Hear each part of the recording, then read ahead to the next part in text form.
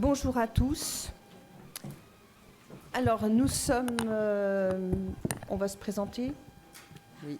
Anne, tu commences ? Donc, Anne Dubois-Dauphin, je suis chargée de responsabilité sociale et environnementale pour Pôle emploi Auvergne-Rhône-Alpes. Et donc, je travaille au sein de la direction des RH.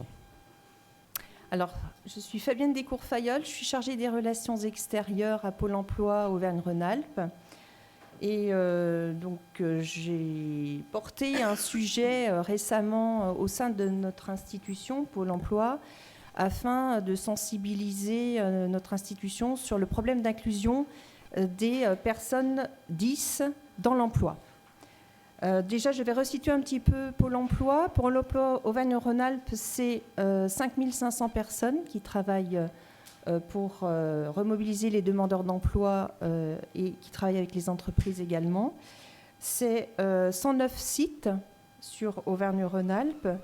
C'est 400 000 offres qui ont été pourvues cette année. On est passé d'un taux de chômage de 7,8% à 7,3% en 2019.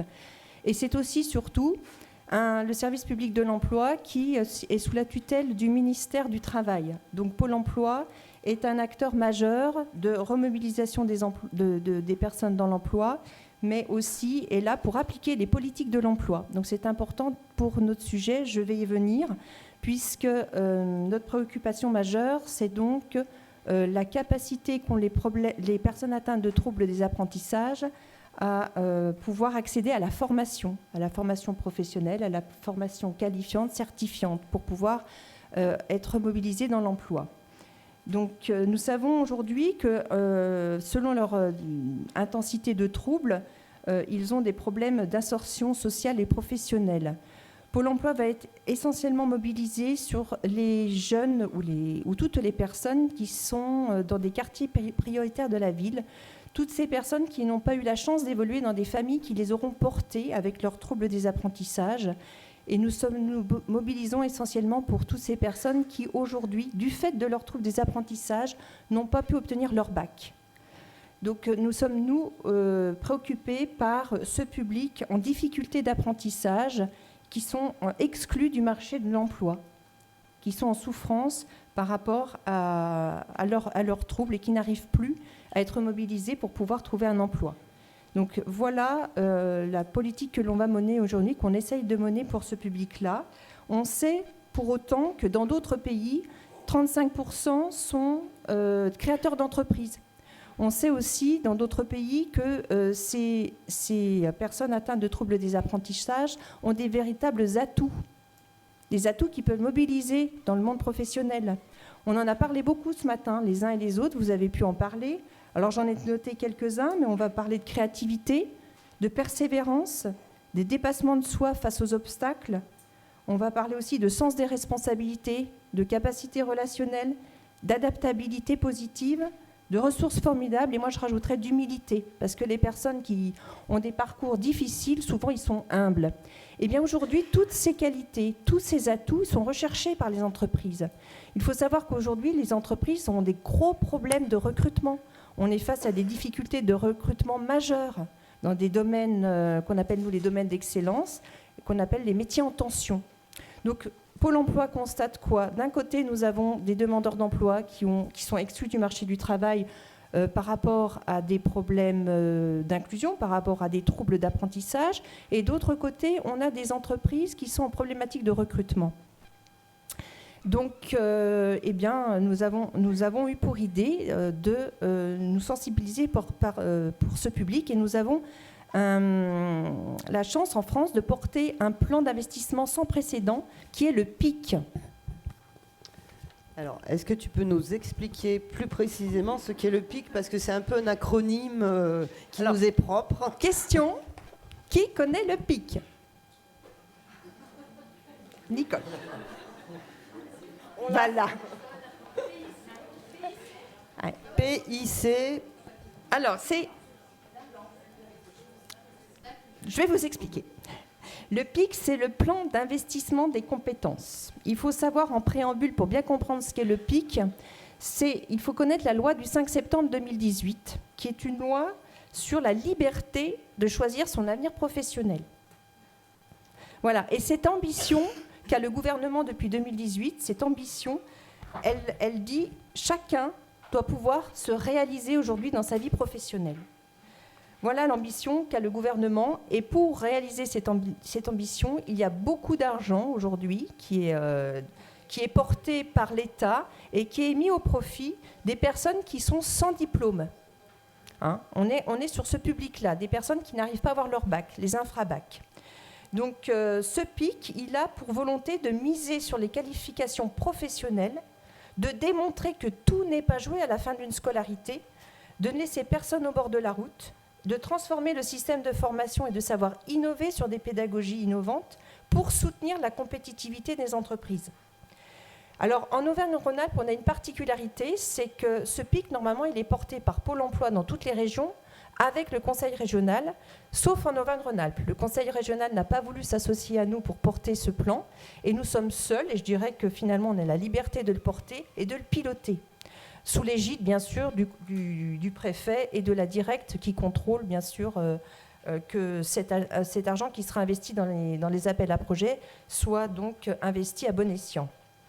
Je citerai également notre haut commissaire à l'inclusion, qui est Jean-Marie Marx, et qui dit « L'approche par les compétences s'attache aux potentialités des individus, en allant au-delà des diplômes, affirmant que tout n'est pas joué à 20 ans, que tout n'est pas compromis si on a décroché du système scolaire en cours de route. » Parce que Pôle emploi, on s'attache également avec des acteurs du décrochage scolaire à travailler sur toutes ces personnes qui, pour des souffrances X ou Y, ou pour d'autres raisons, familiales ou autres, de santé, ont pu à un moment donné décrocher. Et pour autant, on ne va pas les laisser au bord de la route. Et Pôle emploi qui s'attache à faire le plus pour ceux qui en ont le plus besoin, et donc là aujourd'hui pour se remobiliser pour ces personnes-là.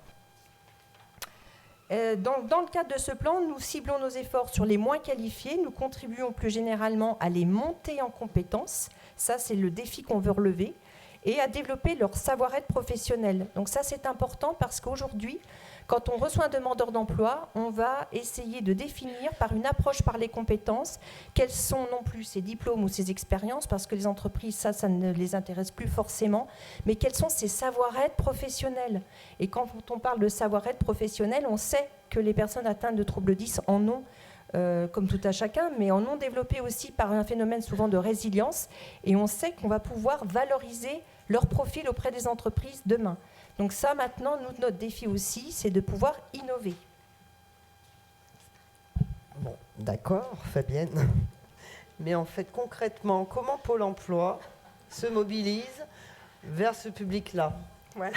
Non, mais on a fait un petit jeu parce quand que même. Sinon, elle n'y arrive pas. Vous avez vu quand même. On a fait une dynamique pour ne pas vous perdre. Donc, alors, comment se mobilise Pôle emploi? Alors, nous, on est parti du principe, et moi, je connais bien ce sujet, parce que je ne vais pas le cacher, je suis maman d'une enfant multi-10.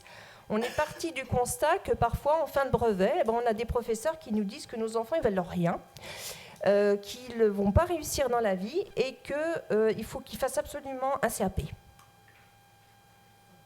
Ma fille, elle est mignonne, alors on lui a dit de faire CAP coiffure. Ou esthétique. Mais comme elle ne se maquillait pas, on a dit coiffure.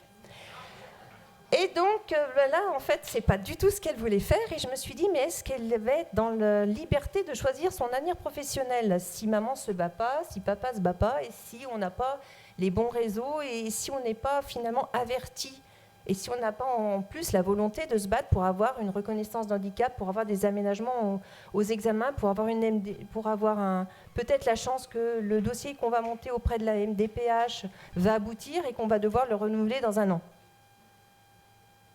Et bien là, déjà, on a perdu énormément de jeunes. Parce qu'il y a énormément de jeunes qui n'ont pas des mamans, des papas, qui ne savent pas tout ça, qui n'ont pas envie de se battre, qui n'ont pas tout ça. Donc nous, on se mobilise pour tous ces jeunes-là et on s'est dit, on va essayer d'innover à Pôle emploi, parce qu'aucun autre Pôle emploi de France ne s'est soucié de cette problématique-là. Et pour autant, quand j'ai découvert la loi du 5 septembre 2018, comme je travaillais à Pôle emploi, et quand j'ai lu ce qu'était le PIC, je me suis dit, je crois que c'est le bon moment pour s'emparer de ce sujet et pour se mobiliser pour toutes ces personnes-là, pour tous ces jeunes, ou moins jeunes d'ailleurs. Donc nous avons décidé, en effet, dans un réel enjeu de lutter contre les discriminations et pour l'inclusion de ce public, pour leur donner l'accès à la formation, qui est un enjeu central pour Pôle emploi, pour des personnes, pour les remobiliser. eh bien, nous avons décidé d'innover. Donc, nous avons la chance à Lyon d'avoir un super lab où nous pouvons inviter de nombreuses personnes. Donc, nous avons eu également la chance d'être intégrés dans les groupes de travail d'Atoudis depuis sa naissance. Merci Nicole. Et à ce niveau-là, on s'est dit, on va s'associer avec Atoudis pour pouvoir créer une session lab et réunir 35 personnes pendant 2 jours à une problématique qu'on a identifiée avec Nicole Philibert. Et cette problématique, c'était comment lever les freins des troubles des apprentissages pour favoriser l'emploi des personnes atteintes de troubles 10. Donc nous avons réuni pendant 2 jours en juillet 35 personnes.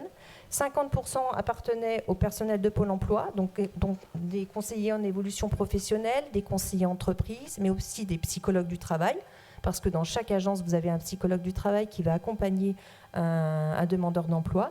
Et nous avons également mobilisé des associations, beaucoup grâce à Toudis, à Nicole, beaucoup aussi de personnes atteintes de troubles 10 qui étaient soit dans l'emploi et qui avaient réussi leur parcours professionnel, soit des jeunes qui allaient être dans l'emploi ou qui étaient demandeurs d'emploi.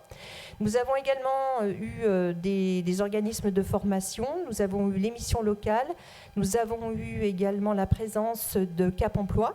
Et tous ensemble, cette intelligence collective a permis donc d'identifier au terme de 2 jours de réflexion 5 axes de travail. Donc le premier, c'est comment sensibiliser les conseillers en évolution professionnelle aux troubles des apprentissages. Le second, c'était comment identifier les compétences et les valoriser auprès des entreprises. Le troisième, comment adapter l'offre de formation aux 10. Le quatrième, comment pérenniser l'emploi des 10 dans l'entreprise. Et enfin, le dernier, comment communiquer afin de lever les freins à l'emploi. Voilà les 5 axes de travail qui ont été identifiés au terme de ce lab. Et puis, donc c'est une session d'idéation. Et nous sommes également dit, durant cette réflexion, que nous avions également certainement des salariés au sein de notre institution qui étaient atteints des troubles 10. Et je laisse la parole à Anne pour nous dire un petit peu qu'est-ce qu'on va faire pour nos salariés. Quand même, elle me laisse un peu la parole, parce que sinon j'ai l'impression d'être venue pour rien. Donc moi, en tant que chargée de responsabilité sociale et environnementale, tout de suite, quand Fabienne est venue me voir avec ce projet, je lui ai dit, je veux être avec toi parce qu'un des engagements RSE de Pôle emploi, c'est la lutte contre les discriminations et la promotion de la diversité. Ce, autant en externe, et là c'est plus le volet porté par Fabienne, qu'en interne, parce qu'effectivement, on a très certainement des collaborateurs qui soit sont eux-mêmes porteurs de troubles, soit dans leur environnement familial ont des problématiques telles que Fabienne a pu nous décrire. Du coup, on a voulu lancer une première campagne de communication, sensibilisation le 10 octobre, donc lors de la journée des 10. On a fait un petit article dans notre intranet dans lequel on expliquait en gros ce que sont les troubles 10. On expliquait également le projet porté par Fabienne, les résultats de la session Lab, et puis un petit quiz pour une première acculturation du trouble 10, parce qu'en fait, en discutant, les gens ont entendu parler, mais ne savent pas exactement ce que c'est. On a également mis, pour ceux qui veulent aller plus loin, un dossier INSERM sur les troubles, un lien vers un dossier INSERM sur les troubles des apprentissages, et puis une petite vidéo pour vulgariser un petit peu ce que sont les troubles des apprentissages. Alors, on a été très étonnés parce que d'habitude, quand on met un article dans notre intranet, étant donné qu'il y en a des centaines, c'est pas toujours très bien lu. En l'occurrence, aussi bien cet article que le quiz ont été très bien reçus, très regardés, ce qui veut dire qu'il y a vraiment un sujet en interne aussi. Et on a eu des messages, on a eu des demandes d'accompagnement des managers qui nous disaient « Moi, j'ai l'impression que j'ai un collaborateur, je ne sais pas, il faudrait peut-être qu'on regarde. » Donc, on est sur cette dynamique de sensibilisation. Et puis, voire peut-être même plus, puisque même notre DG, à horizon 2022, a l'intention de travailler sur les troubles des apprentissages, aussi bien en interne qu'en externe. Et du coup, il regarde notre projet de très près. Et, DG, c'est directeur général. Oui, pardon, la direction générale. Et donc, on est précurseur sur ce thème-là, en tout cas, par rapport au projet porté par Fabienne. Par Pôle emploi. Par Pôle emploi, mais tu es la pièce maîtresse à Pôle emploi. Que sur ce sujet. Je n'irai pas jusque-là, mais par contre, on en est où aujourd'hui de ton projet ? Alors, on en est où ? Parce qu'une fois qu'on a fait tout ça, on en est à chercher un budget. Mais on a déjà commencé en premier lieu à expérimenter, à lancer une expérimentation sur le territoire et pas sur Lyon, parce qu'on s'est dit il faut aussi aller ailleurs, voir ce qui se passe. On a la chance d'avoir une énorme entreprise inclusive qui s'intéresse à notre projet, c'est Michelin. Donc Michelin est très en attente de ce que l'on peut faire parce qu'ils sont convaincus que ces personnes ont des atouts et qu'aujourd'hui les entreprises ne savent pas les identifier et les mettre en avant, enfin les porter dans leurs entreprises. Donc on a identifié Clermont pour pouvoir nous accompagner sur cette expérimentation. On a identifié également Montélimar et Saint-Étienne, parce qu'on a une directrice d'agence qui est très engagée sur cette thématique-là. Et en fait, nos agences sont en train de mobiliser tout l'écosystème de l'emploi autour de cette problématique. Ils ont un super retour, chacun est vraiment très intéressé par ce sujet-là, donc ils engagent avec eux dans leur discussion les organismes de formation, les CFA, les missions locales, les chambres consulaires, des associations, des entreprises inclusives, des GEC, pour pouvoir, les écoles de deuxième chance aussi, les E2C, les EPID, toutes ces écoles qui sont aussi là pour aider les jeunes démobilisés aussi qui souhaiteraient se remettre un peu dans la dynamique scolaire et dans l'apprentissage en tous les cas. Voilà. Alors, pour aller au-delà, je suis en train de monter un groupe projet donc on est en train de s'entourer des associations, de professionnels également, pour pouvoir réfléchir au repérage des troubles 10 à Pôle emploi, ce qui ne sera pas notre cœur de métier. Donc je pense qu'on passera plutôt par une large communication, peut-être avec des syndicats d'orthophonistes, avec vous tous, pour dire quand on saura faire, Pôle emploi sait faire, ils peuvent vous accompagner, mais par contre il faudra que le demandeur d'emploi le déclare. À Pôle emploi, nous sommes sur des systèmes déclaratifs. Donc, ça sera toujours au demandeur d'emploi de dire « je suis 10 ». Après, on demandera des bilans d'orthophonistes pour l'attester ou des bilans d'ergothérapeutes. Mais toujours est-il que ce ne sera pas notre cœur de métier. Et pour ça, on sera de toute façon en lien avec des réseaux de santé, avec des professionnels pour dire « Pôle emploi sait faire ». Toujours est-il qu'on ne sait pas faire et on est en train de savoir comment on va pouvoir s'y prendre pour écrire une offre de service spécifique pour les porteurs de troubles 10. Et pour pouvoir surtout écrire une pédagogie innovante. C'est-à-dire que notre ambition, alors c'est très caricatural, je vais froisser personne, c'est un peu le sans papier, sans crayon, en se disant que si l'écrit leur pose problème, eh bien, essayons de trouver une autre manière d'apprendre avec les entreprises, peut-être dans des mises en situation, parce qu'on en fait beaucoup à Pôle emploi, et pour les mettre directement en situation d'entreprise avec des organismes qui les accompagneraient dans l'emploi. Et voilà. Et pour écrire cette pédagogie innovante, eh bien, on va solliciter le PIC. Vous n'avez pas su le PIC. Et pour solliciter le PIC, eh bien, il faut monter un projet, il faut pouvoir présenter devant une commission qui est dirigée par Pôle emploi, par le préfet, par la directe, et voir si ce projet est validé pour avoir donc un budget. Voilà où nous en sommes aujourd'hui, mais sachez que notre ambition, et rien ne m'arrêtera, soit on m'arrête, mais sinon moi je ne m'arrêterai pas, c'est de pouvoir valoriser ces profils dont je suis profondément convaincue, mais je pense que je ne suis pas seule, qu'ils ont des vrais atouts à valoriser auprès des entreprises, et pour pouvoir les faire recruter auprès d'entreprises qui n'auraient pas eu comme première intention de recruter ce profil-là. Voilà l'ambition de Pôle emploi Auvergne-Rhône-Alpes. Merci.